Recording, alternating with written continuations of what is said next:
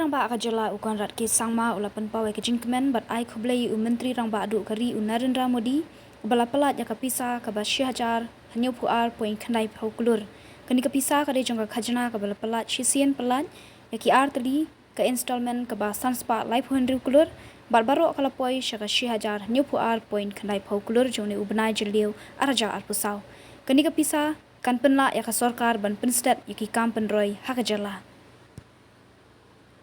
In fact, thank the government of India, especially our Honorable Prime Minister and our Honorable Finance Minister for releasing the taxes which were released yesterday. And just to clarify to everybody that why this is very significant is the government has released 2 installments of the devolution of the taxes which was meant for the different states. So every month we normally get 1 installment,